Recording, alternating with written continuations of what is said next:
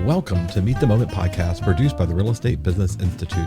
This podcast is an exploration of what today's industry leaders and agents need to know to be profitable, productive, and have fun. I'm Matthew Rathman, and I'm joined with my co-host Kimberly Allard as we chat with thought leaders, brokers, and agents who can help agents meet the moment of change in the real estate industry.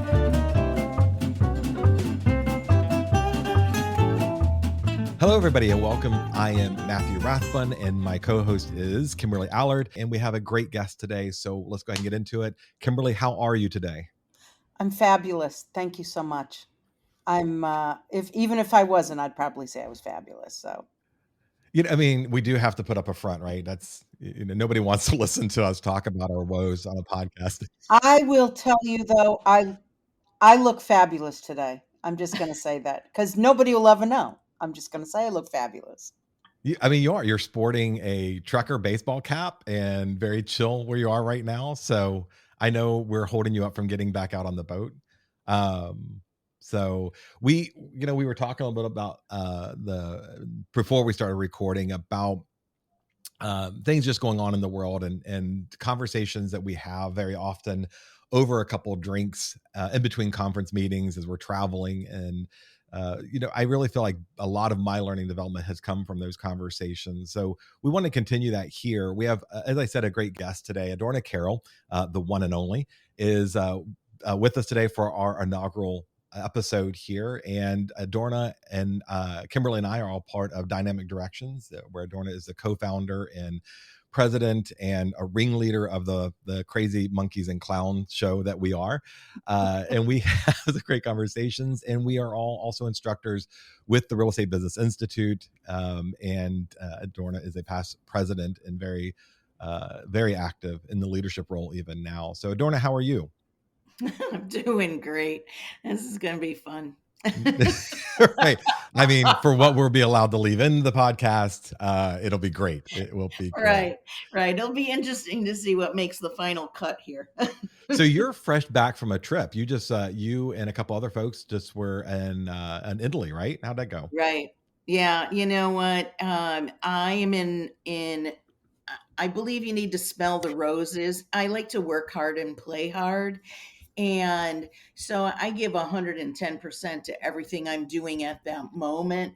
And I built in some trips this year specifically so that I could enjoy friends, family, different places, and you just gain not only some different perspective on life and living, but, also, seeing how folks, manage their lives and manage their work-life balance on top of it as well. I find it interesting that you go on trips to connect with your family. I go on trips to get away from my family. They send you on trips. Oh my God. Years ago, I was on travel, and the Bahamas Association of Realtors called and said, "Hey, can you teach this date in November for me?" And I quickly said yes, because I realized it was the week of Thanksgiving. So I called my wife. I'm like, "Hey, we're going to be in Bahamas the week of Thanksgiving." About then, the association director down there, June, she called me up and she said, "I just realized that's the Thanksgiving holiday in America. I'm so sorry we booked it." I'm like, "No, why do you think I said yes so readily?"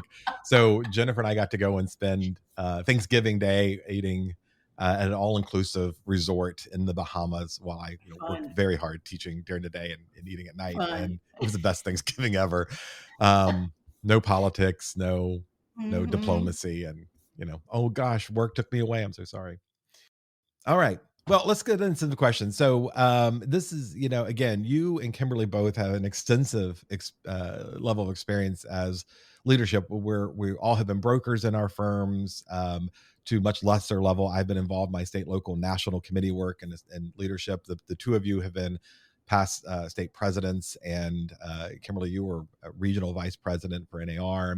We have a lot of experience in leadership across the board. And a big core value of the Real Estate Business Institute is that we support brokers and team leaders, and we all support association leaders. But before we get into those questions, I have one really important question for you. I want you to settle a debate here. If you're an instructor teaching virtually and a student is from another country in your class, does that make you an international instructor? No. See, I told you that you needed to be eating ethnic food to be an international instructor during your class. See, Matthew, I Oh told my. you. Oh my God. Who would say something ridiculous like that? There are no Us, rules in this. Yeah. us. No. Well, I mean, No, you've got instructors advertising their international instructors because they left Kentucky to go to Georgia, and they think Right. that makes them a globetrotter. Facts matter. Okay. That's all I'm going to say. Facts matter. Right. So your position is, and I think this is Kimberly's position, is you actually have to step foot on foreign soil and do it Correct. for a fee in order to get to be titled international instructor. Is there a number of times you have to go in other countries? No, not necessarily. I don't really kind of look at it that way. Um, I'm going to say be careful what you wish for because that is very intensive and your fee, if you're looking at your fee on an hourly basis or a daily basis or something like that, and then you're not going to use that opportunity to do any personal travel over there, that really cuts into the fee that you thought you were getting. And most of the international groups are selling their location more than they are ponying up for money. So if you kind of put all that in perspective, you could be working for literally two chickens and a nickel here and not make any money at all, but claim you're an international trainer. So I think that's the only thing when I say be careful what you wish for. I think the experience is wonderful, but the travel the commute can be a real killer, and it really eats into the amount of business that you can do if in fact that's how you want to earn your money. Yeah. Well, I will, in full transparency, I don't make money when I go international because I want to cover my wife's travel expenses to go with me and then, Yeah. Yeah. write off the difference. So, Yeah, um, totally. yeah. All right. Well, thank you for that. All right. So let's jump in there. Just to think about this for a minute. We are at this very transitional period in the industry. We've been around for a very, very long time, and it's not simply about the NAR settlement or buyer agency. So tell me a little bit about your experience as a leader. So what I alluded a little bit of just a real brushstroke over, but what has been your experience as a leader, and even you coach leaders, right? You work with them Hmm. in associations. Right. I loved my leadership experience at all levels because I was a local president 3 times, 2 times too many as far as I'm concerned. I was a state president, like, in the late 90s, regional vice president in the early 2000s, and then started, I was a liaison 3 times and kind of like a VP 2 times. So I served at the pleasure of 5 NAR presidents. I think the value in all of that is that each of those presidents chooses different teams. And even on my state level, I was working with different people. So my goal in leadership is to be in a room with people that are way smarter than me, because I look at it as an opportunity to expand my background, perceptions of what reality are, and to listen to different points of view and then assess what is going to make the best decision or the best position for whatever we need to go for, and wherever, whatever level I'm on.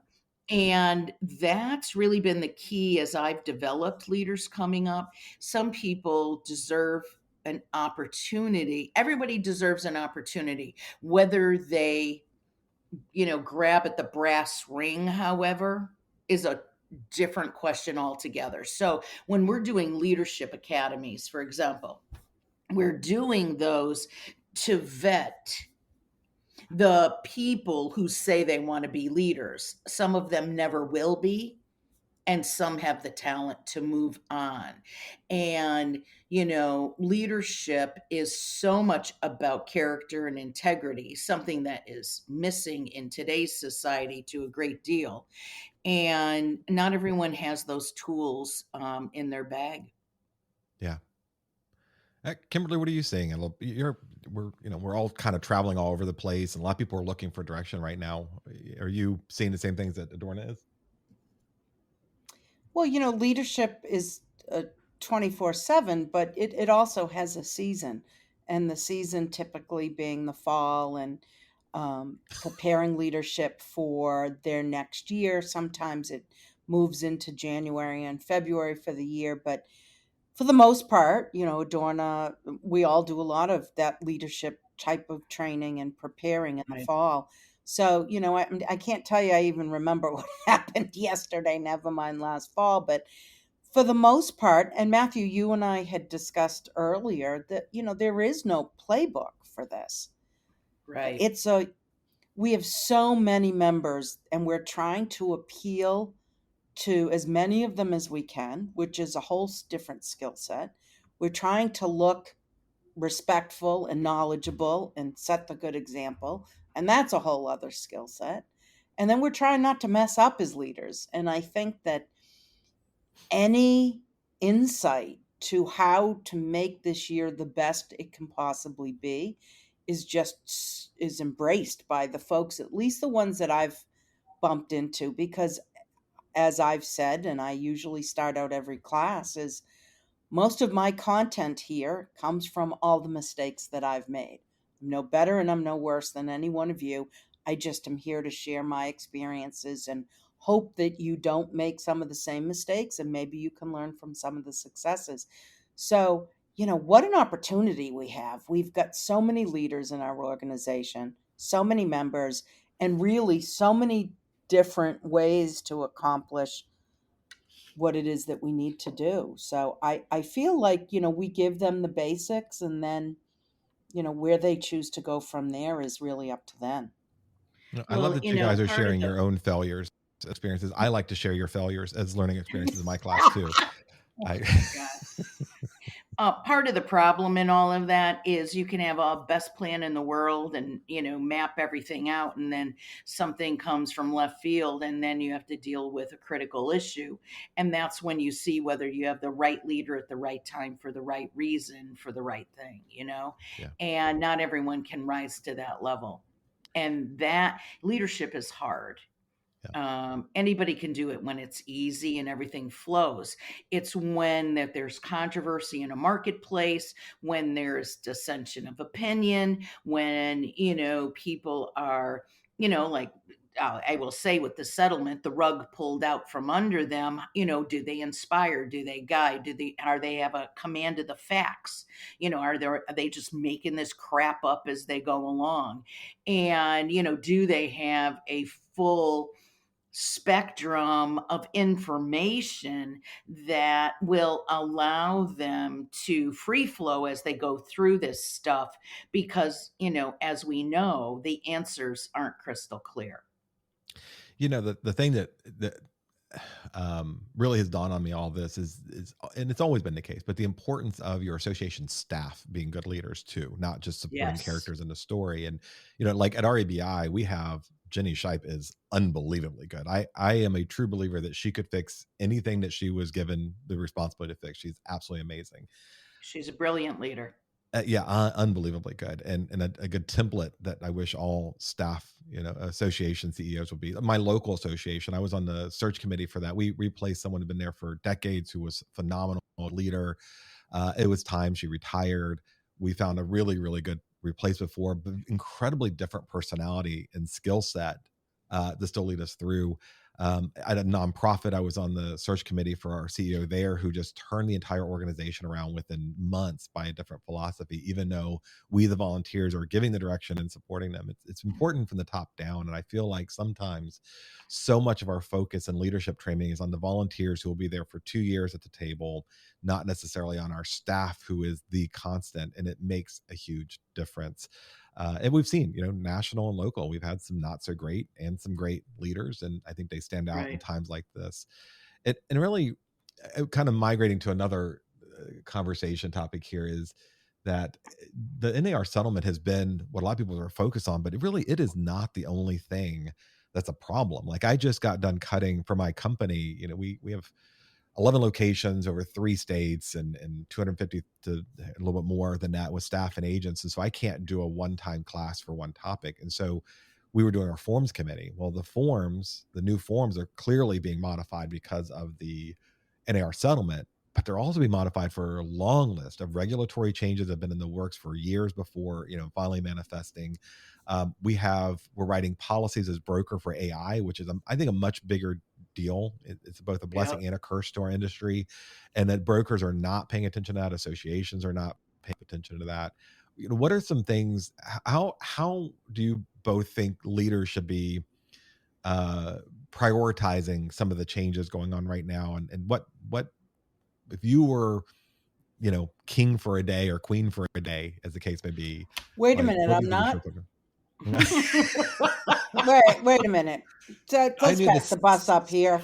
The second that analogy came out of my mouth, I'm like, shit, Kimberly is going to be all those things. So right. Empress for the day, Queen Kimberly here. Yeah, I mean, what direction should we be going? How do we decide what we should be attacking right now? Well, it's a great question. And if I had the answer, I might be queen for the day. I really think that there's so many people working with our leadership, and I think that's great. We can always improve our leadership skills. I think we need to see where is the biggest impact going to happen. If we have 1.5 million members, if we can get to those members and get them 20, 30, 40, 50% more information than they currently have, imagine how fast the industry changes, the knowledge changes, the professionalism changes. There's an expression, I used to work in the hospitality industry, and it said, you've got to serve the masses to dine with the classes. And I think, that said a lot of things, and it may not even be relevant here because I'm full of useless references, but it just reminds me that it's really important to reach the masses to have a tremendous impact. So although I know that there's a tremendous amount of leadership training and we do a good portion of it, we also have to be mindful of what messages and how do we get to our masses. I'm willing to be wrong here, but I have this mentality that I can't shake. And we've all been through tons of strat planning. We've led strat planning sessions in different areas. I think one of the biggest mistakes I personally see is this desire to reach the 1.5 million. And then I think that sometimes we leave that 20% who really get it and are there for the right reasons behind because we're trying to reach everybody. I don't know. What do you think, Adorna? Well, I think that, never let a good controversy get in the way of what you're trying to accomplish.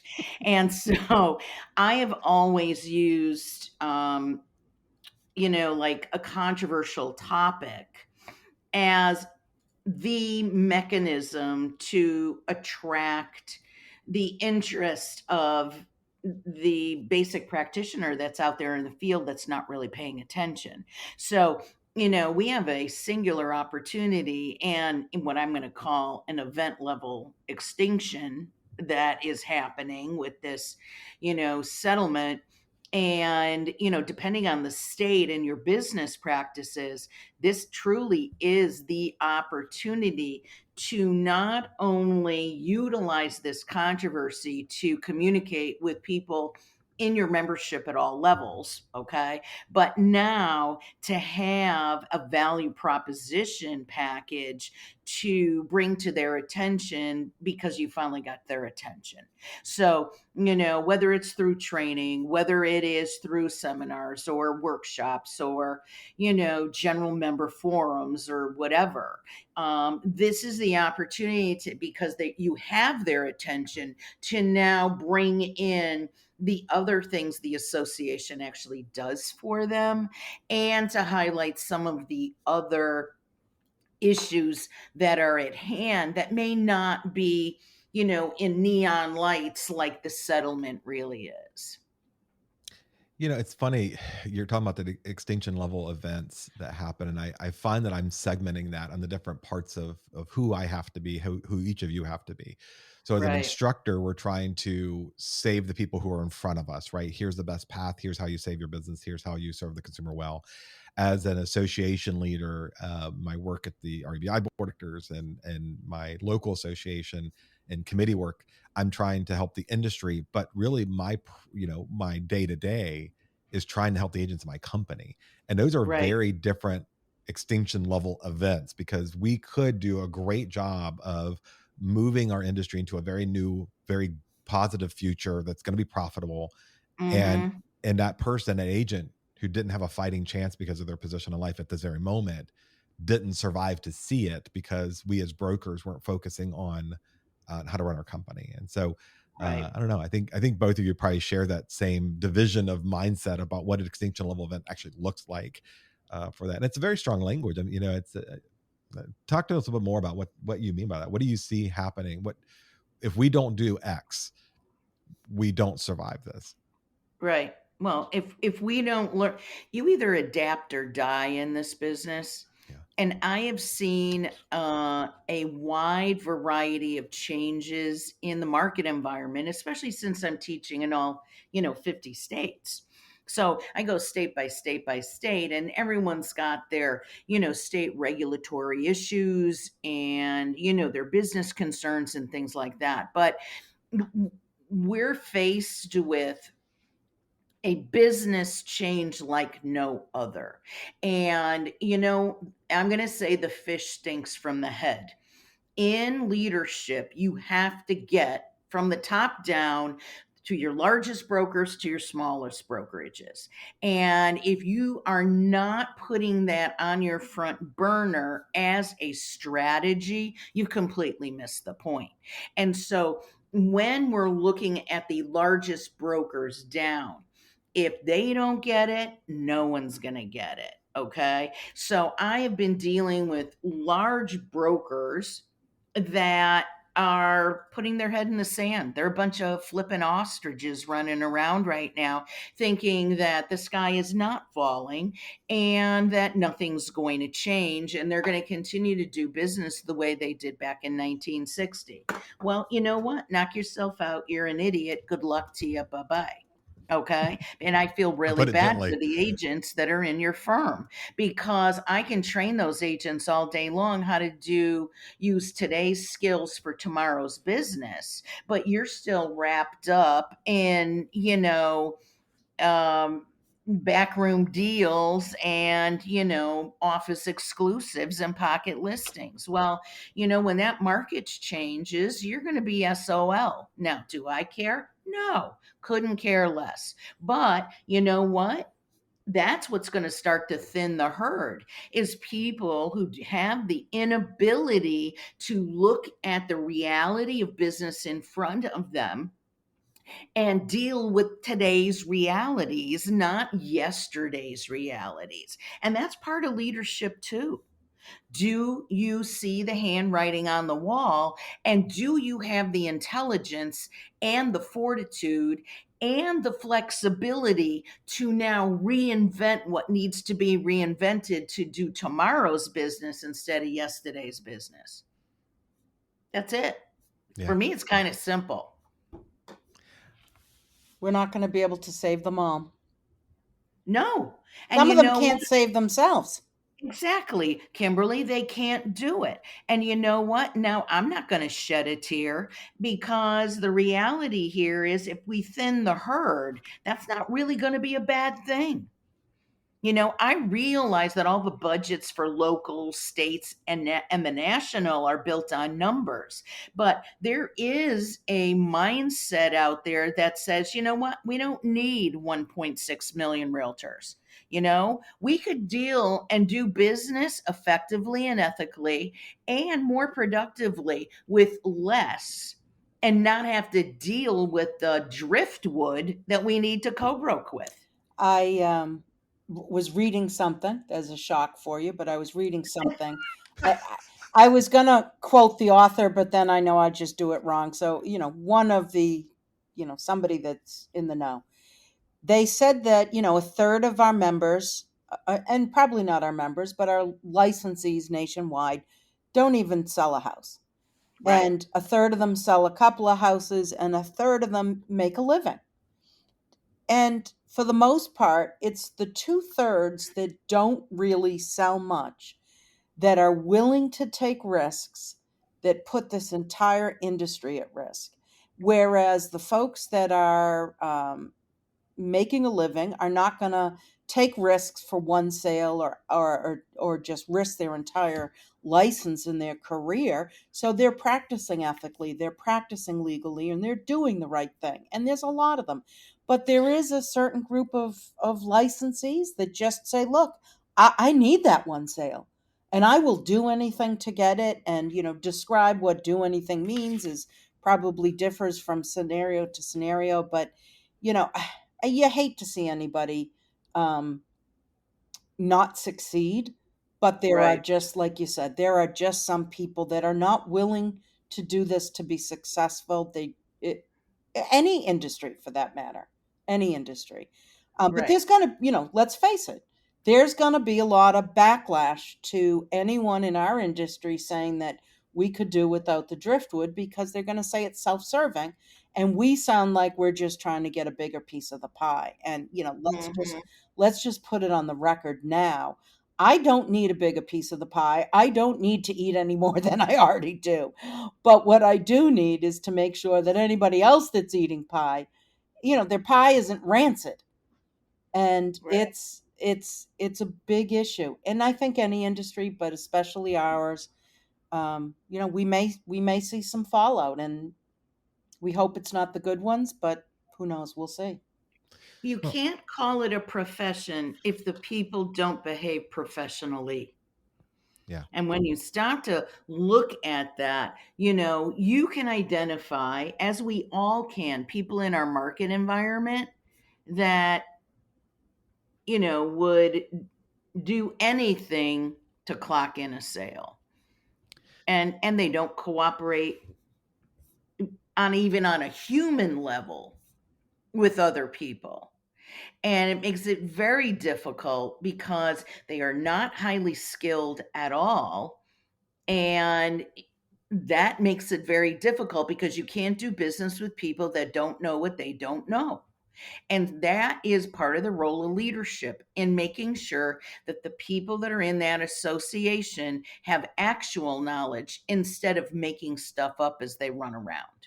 Well, and I do think some of our NAR settlement and other issues are going to help with some of this. You're giving out some numbers there, Kimberly. We were talking about, success rates. I think somebody said 43% of agents completed fewer than one sales last year. And this industry, for good or for bad, is something that the on-the-job training is how you learn and develop skills. And Right. if you're following kind of that mindset, we have 1.5 million members, give or take. I hear different numbers every day. There are 1.4 million active duty military people protecting the country. So I don't know that we need 1.5 million realtors protecting. There's just not enough business to go around. But this comes back Hmm. to the broker position. I recently uh, was watching this company. They launched a new branch, and the broker that they appointed has zero production and has been a dual career agent for a long time, may have exceptional leadership skills. But I would be very cautious as a brokerage owner at this incredibly pivotal moment to put people in a leadership role because they've good leadership skills without the talent and experience to guide agents through what comes next. And what's happened here is, we can talk about the non-producing agents and that, and there is an influence of them in the marketplace that I think has a negative impact on the consumer. But this our settlement stuff, this, now that I've got to go to a buyer and say, this is my service fee, this is what I'm worth, and there's going to be cheaper people, and you're free to go work with that. You get what you pay for. Right. Change is something I've always had an issue with in our industry, which is no matter how good or bad you were as a buyer agent, the compensation was the same. And now we're going to be able to articulate value over experience and skill set and designations and training, and to impress that person at the table to justify a better fee than perhaps someone who doesn't have that same resume. But really, to me, it's the broker's level that we're at. We've misclassified leadership at firms, and we've called them brokers or managers or leaders when really all they did well was recruit. They didn't do anything after the agent signed. They weren't doing Mm-hmm. the training, they weren't doing the coaching, they weren't doing the follow-up, they weren't equipping. They were good recruiters, and we've called them brokers and leaders. And then we try to hold them accountable for the behavior of the person that they brought on, when really that's an entirely different skill set that is rarely held by the same person. Being a good recruiter is not very often the same thing as being a good and a good person investing in the agents. And so, yes, I think we're probably going to see a decline in membership, and we do when the market changes, and any big change, this one significantly. But I'm hoping we're going to see a change in the mentality of both association leaders, people who are stepping up and saying, I want to lead an industry. We've had a lot of people who just wanted another social gathering and a title. Yes, I'm on the board of directors for my association. Right. If you're stepping up right now to run for board, and we're in June as we're recording this, so we're about a month away from most associations looking for the next year's leadership. You need to know it's highly likely you're going to be part of a lawsuit. It's highly likely you're going to be hated by some of the members. It's not like it used to be where being on the board was just a nice thing to put in your email signature. It's real work. And we Mm-hmm. need to be equipped for being real leaders, not just having a broker's license, not being recruiters, real leaders in our company, and doing the hard work of managing change. What are you guys doing? What are you teaching, and what are you actually doing in your companies? Either as a founder and president of Dynamic Directions, or Kimberly as a broker at your firm. What are you doing to equip the agents for what's coming next?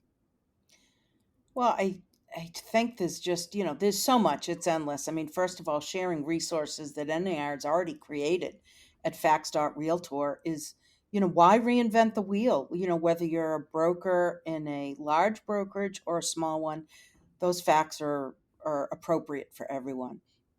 I think a big idea, or what's important, is to stop the fear. Yeah. Let them know this is serious. These are practice changes.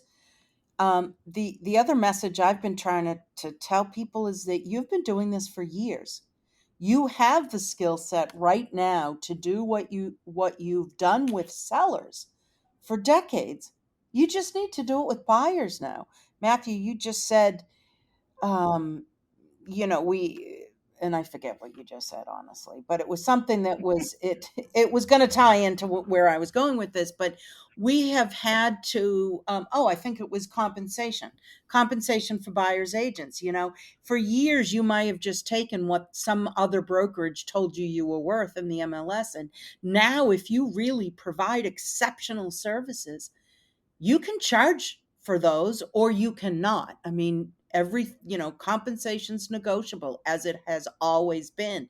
But if you are an outstanding seller's agent working for an outstanding brokerage, providing outstanding services, you literally can set your own fee, and you always could. But now as a buyer agent, you're able to go in with that same philosophy, that same set of ideas and goals, and say, look, here's what I bring to the table and here's what I deserve. So the fact that this is good for the consumer and good for buyer agency, that's what I'm trying to practice. And then when people start to panic, I say, look, you've been negotiating your fee with sellers for years. You Yeah. can do this.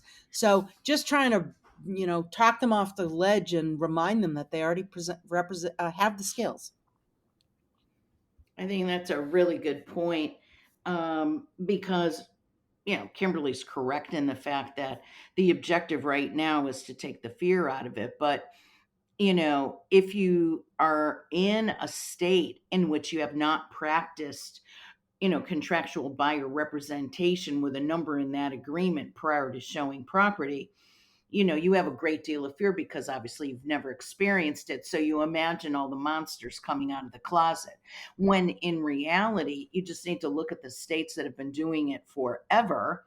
And, they have already dealt with all of the problems that you would be concerned about. And no one should be teaching you how to do contractual buyer agency if they haven't done contractual buyer agency. I mean, I think that's the thing that irritates me more than anything else, is that you got a lot of folks running around telling people how to do business when they haven't done that business at all. Yeah. And how can you really learn from them? Because they can't tell you that what you're worried about really is a non-issue, and that other states and other people have already figured that out. We're talking about value here, and I've seen, as of you, a lot of information, a lot of people who you've never heard of before, who are all of a sudden value gurus, and they're just like, you just have to be able to communicate your value at the table, at the meeting, Right. I just want to say, that's not where the value point is being won. We have 74% of knowledge workers in the US are now using AI for marketing content, for promotion, or whatever, and they're out cranking out content, and they're cranking out better bios and good SEO and to be found.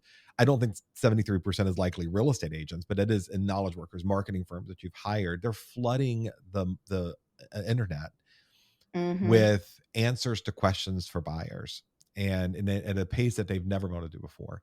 The consumer has a ton of data. They need a guide as part of the buyer process. When we look at consumer journeys, we know Google and NAR partnered a couple years ago to do a report, and back then, and I think the number is higher now, this is a few years back, 63% of consumers said they Googled their agent even if they knew them before the appointment. What that consumer sees about you and I online, what information we're providing that is unique outside of all the noise from all these other content generation machines out there, the professionalism, the fit and finish of your website, because we know 71% of consumers judge a business by their website. Another 69% of consumers we look at reviews of a product or service before they hire. All this is what Google calls the zero moment of truth. In other words, that interview isn't at the table. That interview was before you got there, when they Googled you Right. and looked you up and saw what you're putting out in the marketplace to help guide them through the next process. Giving market statistics doesn't make you a marketer, because everybody's doing that. And I think those are some of the things that we're kind of, as we're looking at this transitional period, agents have always felt they had value because they had a license. And if the buyers were like, hey, I'll meet you at the house and let's just go look at a property. And then the buyer tripped into a buyer agency agreement, into a contract, into a closing. Now that it's coming out of their pocket, they're going to be far more discerning. And that battle is going to be won online, or in the responsiveness of your email and the quality of content you sent ahead before the meeting.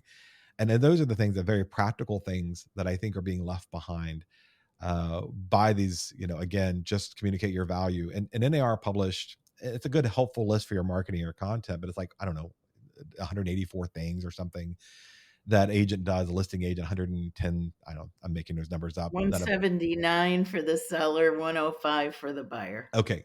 Yeah. So there you go.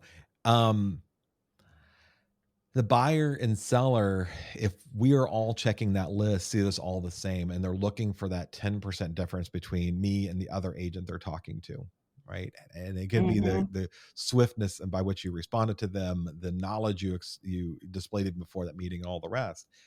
And I really feel that that's where leadership, both as association leadership and as broker leadership, could really be shining more than we are, by equipping them to be 10% different to win that business.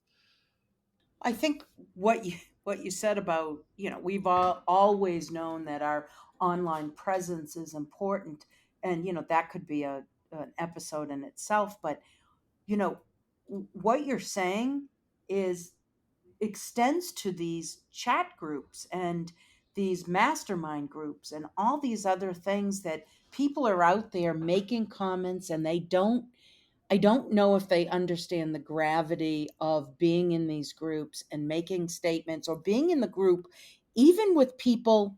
You may know what you're saying, but if the people you're surrounding yourselves with don't, there's a huge problem with that. And that's just contributing to the problem we have in our industry. So, I just wanted to throw that in there. I mean, these are just such big problems for us and for brokers.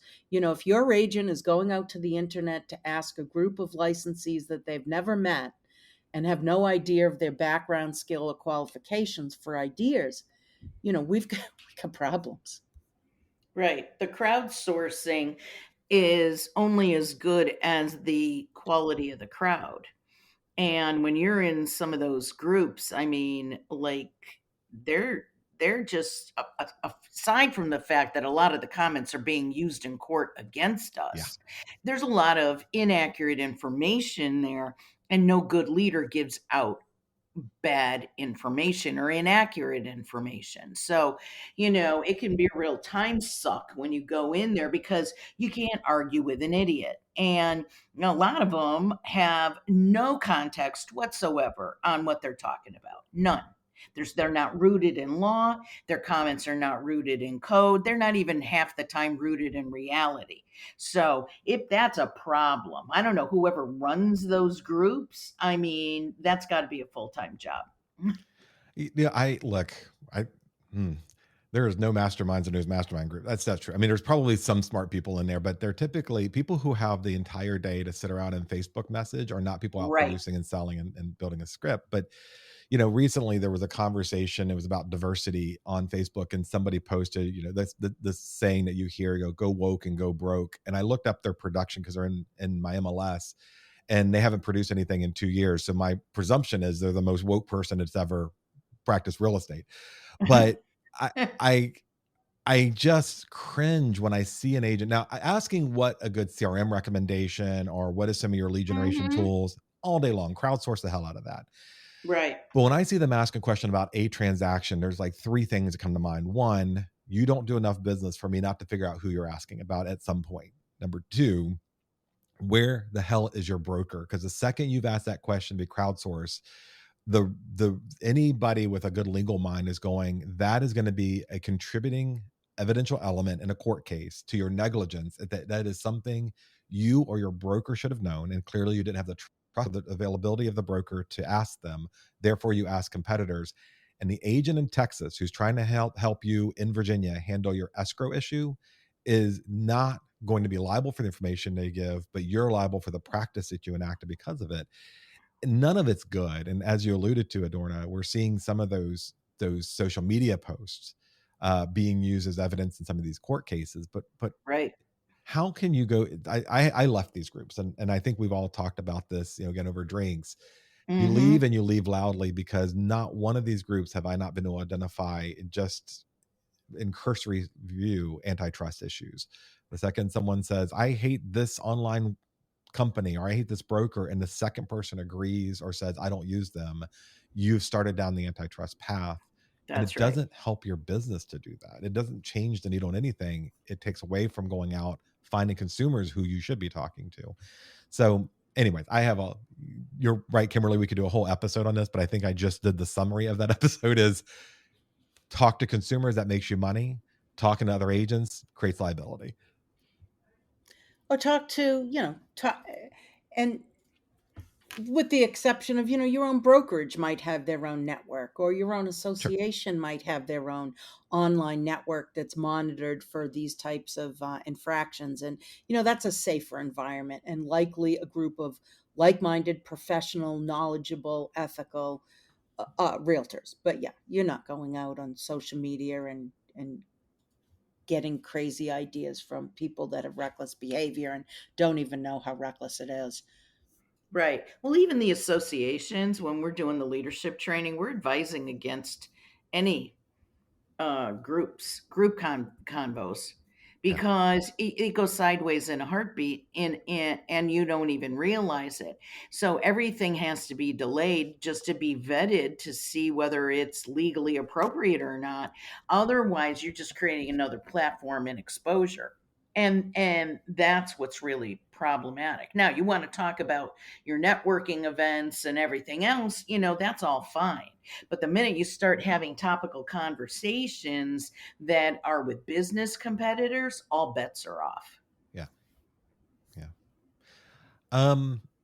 So other than obviously listening to us, because we're freaking amazing. Yes, of What, course. I mean, Right. just keep pushing replay on this podcast. Uh-huh. What should association leaders, brokers, where's a good place for them to get more information to know what's going on? That's like a reliable source. and to be able to get resources to help run better associations or brokerages?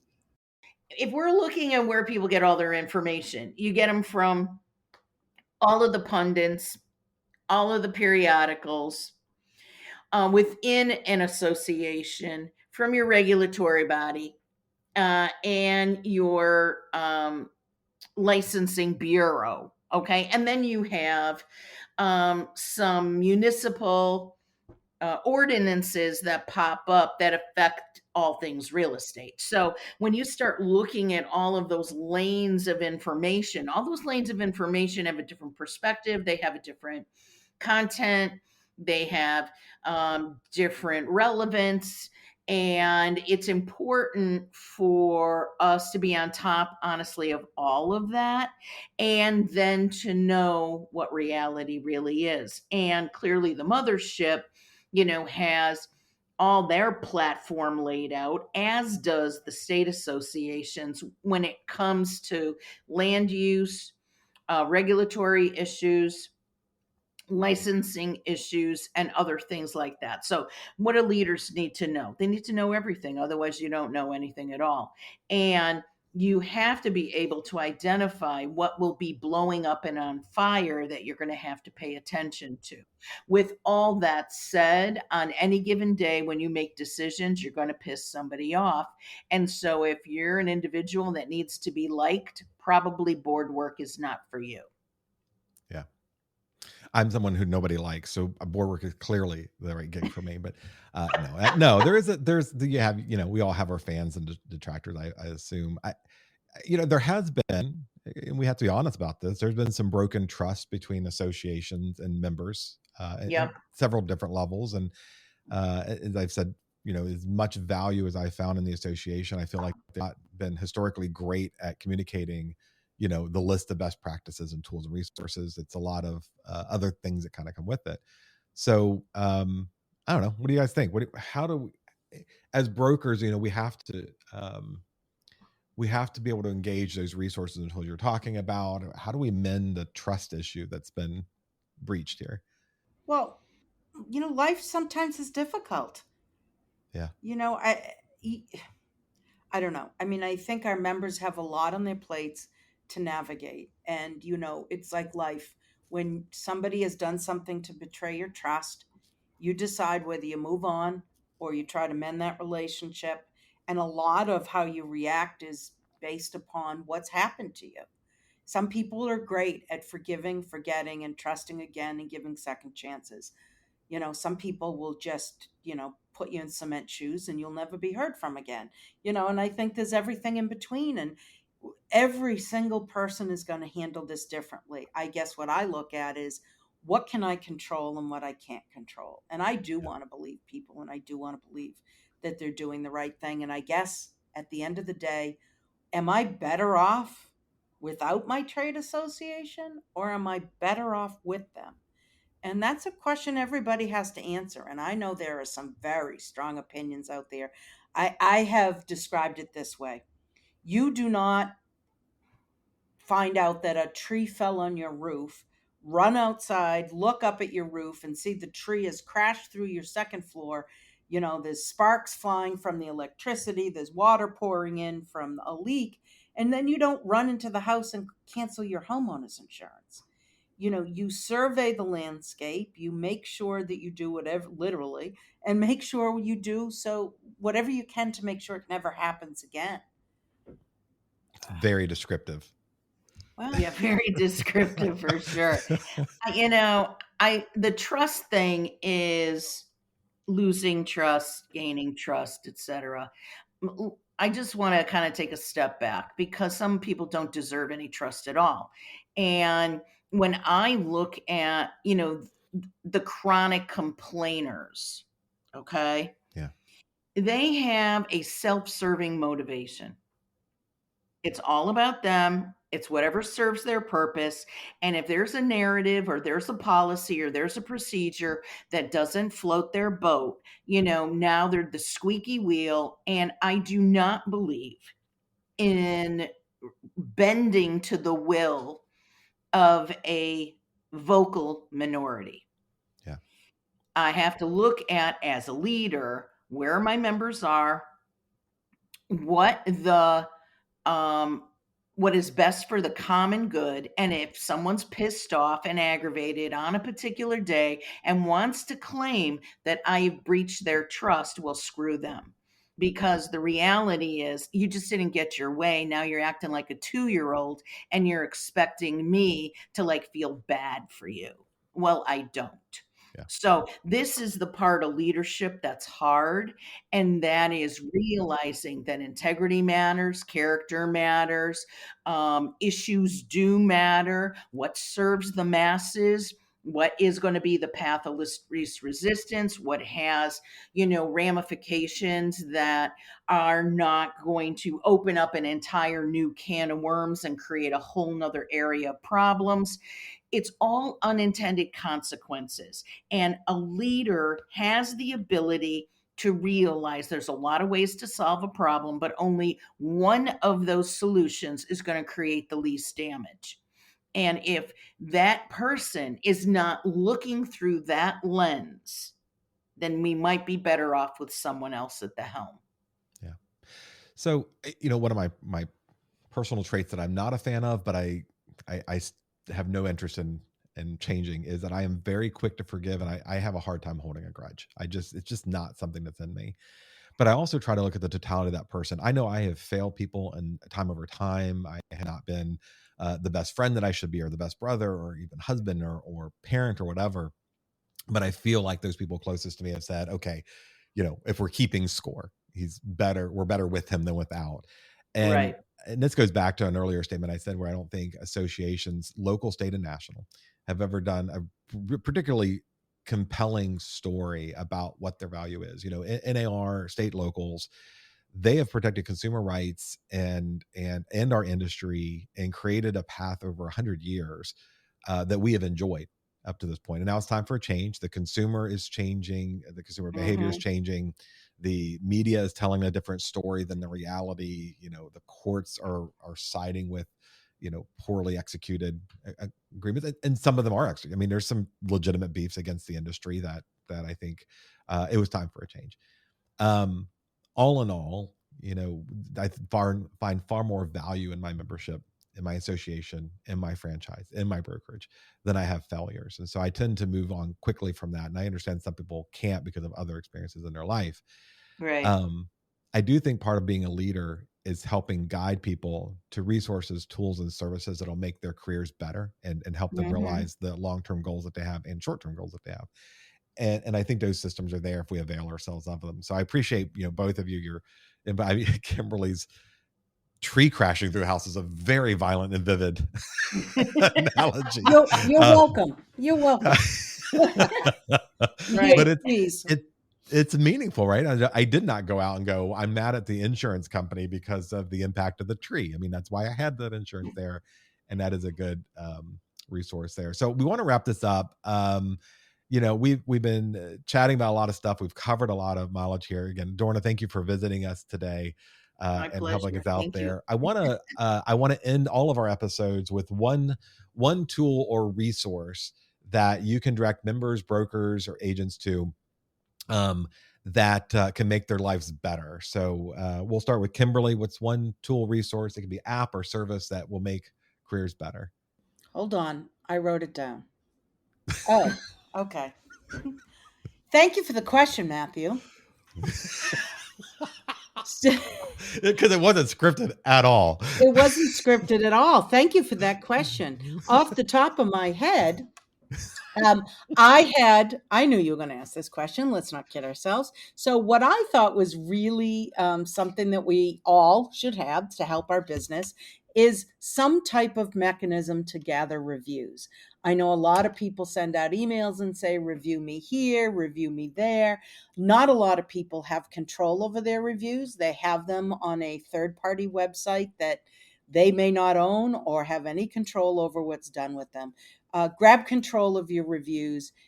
Put a system in place. I like a formal system. I happen to use what do I use? Real Satisfied. There you go. I use Real Satisfied, whether you pay for it or whether you don't. I think it's worth it. Puts all your reviews in one place. It shares your reviews to a number of different places and gives you your own agent/broker website so that, somebody, you're out there trying to discuss your services and your value, and you've got 120 testimonials online. That's going to speak volumes. So that's just my tip for the day. Everybody should have something that they can point their potential clients to talk about what it is that they do and how many satisfied customers they have.